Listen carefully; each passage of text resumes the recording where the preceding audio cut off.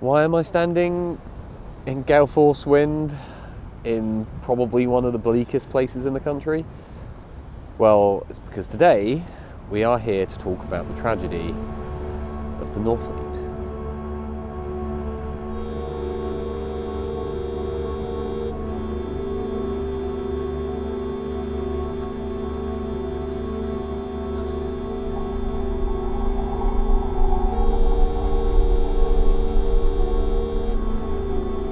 On a cold winter's night in January 1873, the English Channel became the scene of a maritime disaster that would haunt the lives of those who survived. This is the story of the Northfleet and her last voyage. The commander of the Northfleet was Captain Thomas Oates, who had sailed her for 5 years, and he was all set to lead this voyage, but fate had other ideas.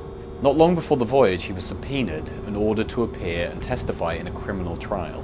This forced Oates to relinquish his command to his chief officer, Edward Knowles. From this point, it would not be Oates, it would be Knowles, who would command the Northfleet on its voyage from London to Tasmania in Australia. What Captain Oates didn't know is that his probably somewhat frustrating date in court would actually save his life. The Northfleet was a 951 Blackwall frigate, and actually was quite old for the time. Having been built in 1853, by the time of the incident, it was around 20 years old. Built in its namesake town of Northfleet in Kent, she spent 2 decades plying the trade routes between England, Australia, India, and China. In its 2 decades, it had gone from transporting troops during the Crimean War to transporting precious cargo like tea from China. A not uncommon history for similar ships of the time. But by 1873, it was certainly a little old-fashioned, with the likes of steamships becoming the more modern option for transporting your goods. But her history was not without drama, as the sailor Arthur E. Knight would later recall in his memoir, Notes by the Way in a Sailor's Life. The Northfleet never made a voyage without someone being drowned from her. And the Northfleet's voyage in January 1873 would be no exception.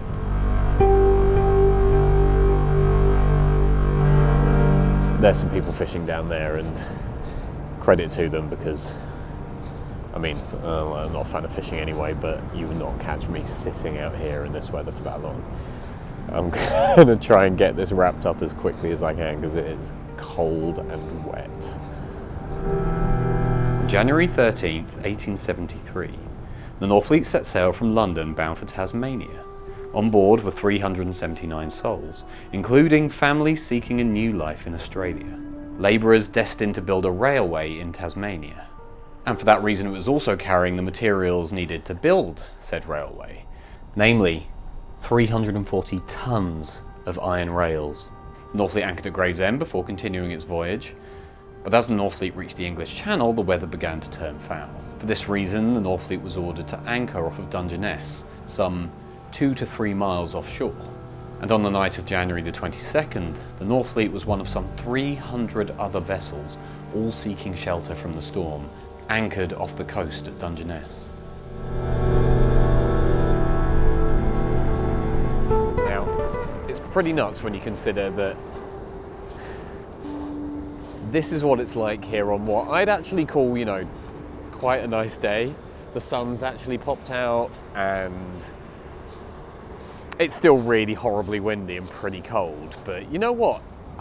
I've seen worse, and it kind of puts everything into perspective when you think what the conditions were supposed to be like on that night, when this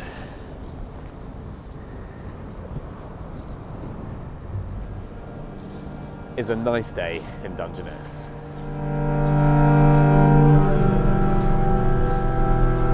Now you can imagine in those conditions at night, it might have been quite hard to see any other ships around you. But according to survivors, the crew did ensure that the ship's riding lights were lit and visible that night. But crucially during this period, there wasn't a universal system for alerting other ships to your presence. And at the same time, though there'd been various different lighthouses positioned at Dungeness, at this particular time, they were in the process of trying to modernize the current lighthouse, and it had been having trouble transitioning from oil-based light to electric light.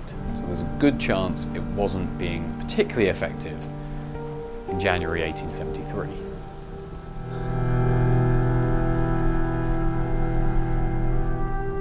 So, as cool and ominous as the lighthouse we're looking at here is, I don't believe it was actually the original lighthouse that was back here in the 1700s. I think this one was built early 20th century, so early 1900s. And the other one, I believe, was torn down at some point. I think it only lasted for around 100 years after they built it. So this wouldn't have been the one that was here when the Northfleet sank, but it probably would have been around this kind of area. There is actually a second lighthouse. If we walk around this way, here we go. You can see the second lighthouse just over there. And I'm not sure if we'll be able to see it from this angle, but I think if you look closely, there it goes. You can actually see the light turning around. So that one is actually working. This one is not, but I think there's a museum inside, which is cool. So ultimately, I'm not sure if a fully functioning lighthouse would even have served any purpose on the night of the sinking of the Northfleet, because the conditions were supposed to be so terrible that, I mean, people were even struggling to see the lamps on other ships around them, and there were supposed to be about 300 ships moored here off of Dungeness. So if ships couldn't see each other, and I mean, you think about it, obviously what happened to the Northfleet happened because you'd assume nobody saw it. And this lighthouse with Wyatt's Tower below it, which was the older lighthouse here, which obviously now looks ridiculous, it doesn't look like it would have helped anybody. The old lighthouse was actually built in 1904, so slightly too late to help the Northfleet, but that's a much, much, much more modern lighthouse than what would have been here at the time. That night, in the chaotic conditions and the dark, the worst possible thing happened. Now, it being very late and horrible conditions anywhere outside and above deck, most of the people on board were sheltering below deck at this point and probably settling down for bed. And as everyone was settling down for the night, out of the darkness came a steamer. The crew either unaware of or oblivious to the Northfleet's warning lights. The steamer slammed into the starboard side of the Northfleet, and the impact was catastrophic. Despite calls from the Northfleet's crew to the steamer, it remained silent. Then it backed away and disappeared into the night. The collision had caused unbelievable damage to the side of the boat, and water began pouring into the hull. Captain Knowles and the ship's officers acted quickly. They started sending distress signals and attempted to start lowering the lifeboats. For the many people below deck, there was simply no chance. Bosun John Easter and pilot George Brack, the only surviving officers, would later recount their desperate attempts to save the ship. Distress signals were fired and lifeboats were lowered into the water, but in the ensuing panic, there was chaos. Captain Knowles, throughout, remained remarkably calm, in a stoic attempt to keep order. Yet, the conditions and the speed at which the Northfleet sank meant that only 2 of the 7 lifeboats on board were lowered. Despite the captain's orders to prioritise the women and the children, panic had already taken hold. And unfortunately, despite Captain Knowles' best efforts, when the lifeboats were finally saved, the men outnumbered the women and children, a stark contrast to the captain's final command. Captain Knowles, who was probably aware the ship was doomed, placed his teenage wife, who was only 19 years old, into a lifeboat, then turned and continued to try and make sure as many lives as possible were saved, and was last seen on the poop deck trying to direct passengers into lifeboats. But with its incredibly heavy cargo of metals and the horrible conditions on that night, it was just sinking too fast, and within 30 minutes, Northfleet was gone.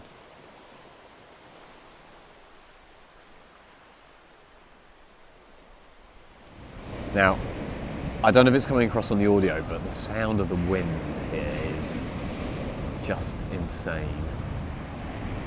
There's just like a constant roar under everything.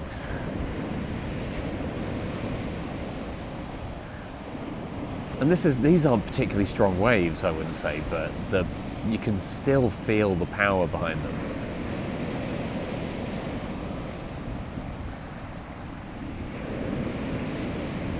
It just makes you feel even worse for the people who were caught up in this disaster, because if it was worse than this, anyone who fell into this water, they just didn't have a chance.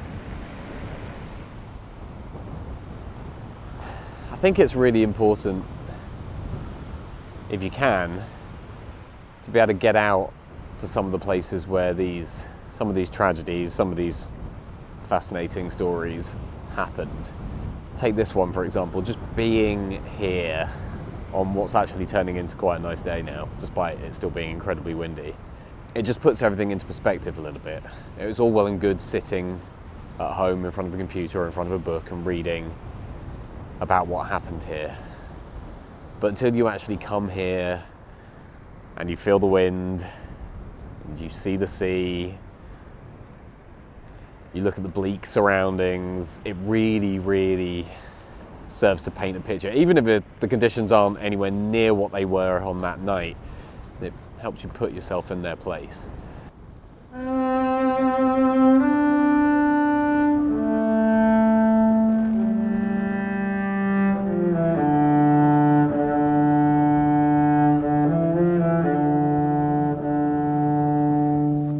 Some survivors were rescued by a steamer tug, City of London, which had responded to the Northfleet's distress signals, but many of the 300 boats in the area simply didn't know there was a problem until it was too late and the Northfleet was gone. Some accounts from the actual disaster itself say, "We saw people with children clinging to them, crying for us to help them. Some were floating, some were in the rigging, and some were in boats. Some of those that could not swim were floating on the water on barrels and pails, of which they were obliged to leave go from sheer exhaustion." And the death toll was staggering. 177 men, 41 women, and 43 children were lost. Captain Knowles heroically went down with the ship that he'd only just become captain of. Of the 379 people on board, only a fraction survived. Among them were Maria Taplin, who'd been on board with her mother, father, and 2 sisters. Her father had placed her into a lifeboat and turned to try and rescue the rest of the family, but was just too late. Her and 1 other were the only children that survived. It is mad to think that sitting here on the beach, they were only 2 or 3 miles out, and as much as, that is a long way, it's a long way to swim, it's a long way to swim in horrible waters, it's a long way to come in a lifeboat in horrible waters, especially an 1800s era lifeboat. But it just makes you think they were so close to safety. If it had been daylight, they might have even been able to see it. Like, they weren't far from help, but it just all happened so quickly. They didn't have a chance. In fact, we're going to visit one of the places where someone who lost their life on the Northfleet is buried. And what's mad is, during the funeral and sometime after, from that graveyard you could still see the rigging of the Northfleet poking out above the waves. That's how close they were.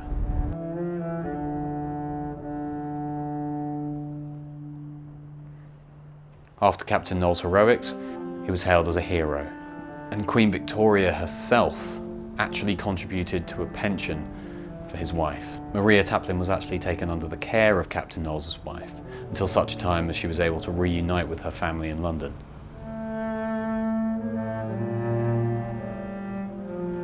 Now, after doing a little more research into Maria Taplin and her life after the sinking, we actually came across some quite sad information. So in our research, it would appear that 6 years after the sinking, so in 1879, Maria Taplin actually passed away. Now this would have made her only 17 years old when she died. So she survived the sinking of the Northfleet. She was the only family member to make it off the boat. And she lived for another 6 years, and we don't know how she died, but the evidence points towards her dying in Dover in 1879. So if her story wasn't tragic enough already, it just becomes even more heartbreaking. Now, as for the steamer responsible, the steamer itself wouldn't be identified and found for another 8 months after the disaster. When it was found and identified, it was discovered to be the Spanish steamer Murillo. Now ultimately, once the Murillo was identified, it was still very difficult to actually track them down and arrest them because of the various politics at the time and because there was no extradition policy between England and Spain. Ultimately though, the Murillo was arrested in Dover. It was condemned by the British Court of Admiralty and its officers were heavily sanctioned. But for the families of the victims and the survivors, this was very little consolation. Today, the memory of the Northfleet and its passengers and crew lives on through the quiet churchyards where its victims were laid to rest. But there are very few names to those recovered. Most of the bodies recovered were unidentifiable. And what you find at most of these graves is 1 or 2 names and then a list of unidentified victims.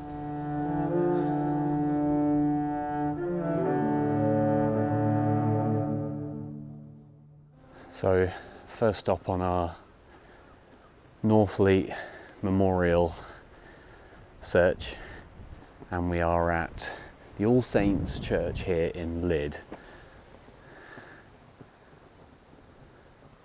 It's a beautiful church. From what I've seen of pictures, this memorial, this gravestone, it's not in the best shape. This might be a little hard to find. Wish me luck. I was struggling to find our grave. We've only got 1 confirmed burial here, but 5 unknown burials as well, because a lot of the people who remains were discovered were unrecognisable. Unfortunately, that's what happens at sea. But I have just come across it, and it's quite difficult to see, but here we go. Now this is why it was quite difficult to spot. Very small and very buried down here, but if we come and have a look, you'll see here, barely see it,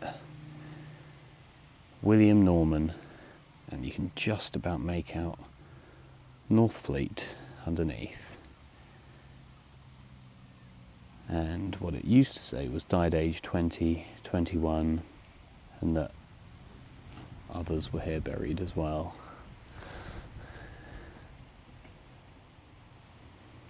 That's William Norman, one of the few recognisable or identifiable people who died on board the Northfleet.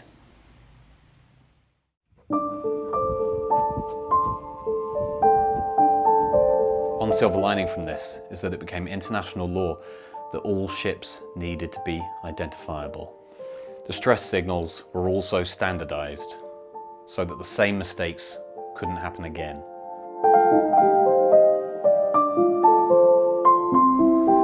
So we now find ourselves at St Nicholas's Church in New Romney, where the grave of Samuel Frederick Brand is supposed to be, under a yew tree. I think we're going to struggle to find it. I think this is going to be a tough one. It is very overgrown in here. Well, that was a bit of a fail.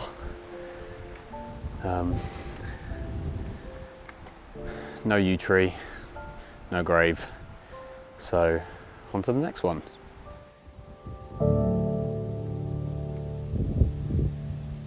Okay, we have made it to St Thomas's Church, Winchelsea, and this is a stunning church. And this is where the main memorial to the victims of the Northfleet is. If we can find it, I'll update you, but first I'll show you this church because it is incredible.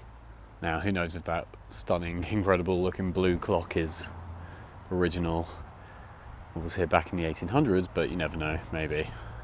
Looks pretty cool because the rest of it's a bit, well, some of it's in ruins. Okay, I think I may have spotted the monument, which looks like just a modest stone column. Let's get over there and double check. Well, I think this is it. There is some writing in there, but it is very, very hard to make out. I don't know if you can make that out. It's just a tiny bit of writing left on there, but really hard to see what any of it says.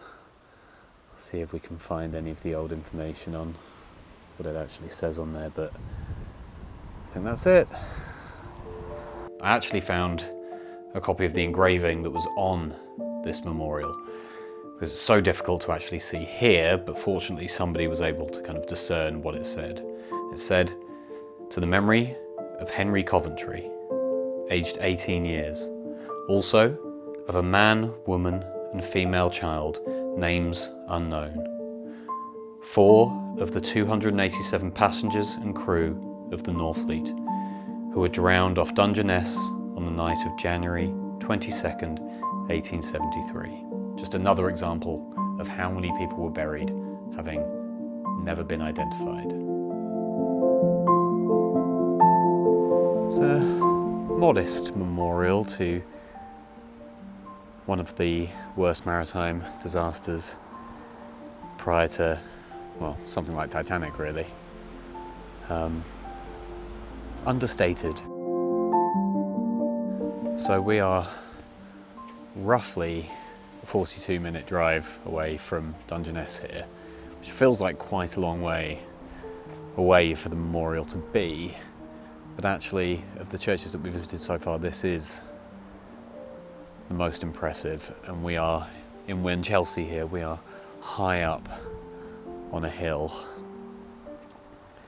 and you can just about see the sea.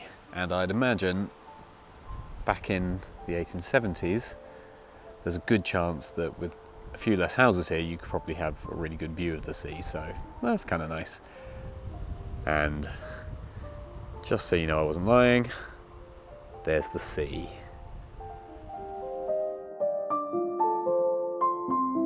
And if you come here looking for the memorial to the victims of the Northfleet disaster, it is just up there on the right, just to the right-hand side of that gate.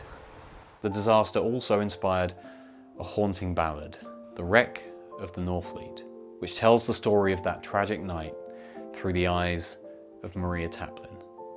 The last verse of the ballad says, "Although the child was brought to shore, her parents and her sisters sleep, together with 300 more, within the bosom of the deep.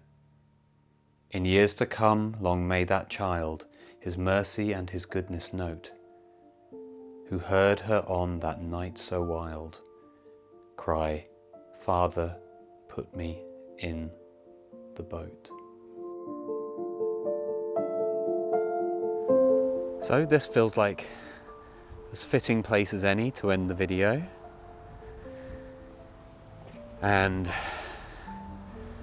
importantly, I think, remember everyone who was lost on the Northfleet.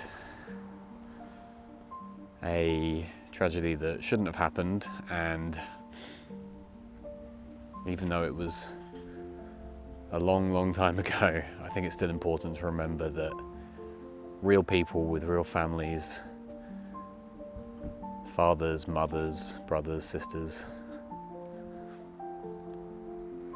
were lost in this tragedy. And as old as it was, it's important to remember the real people involved. If you enjoyed the video, thanks for watching. I'll see you in the next one.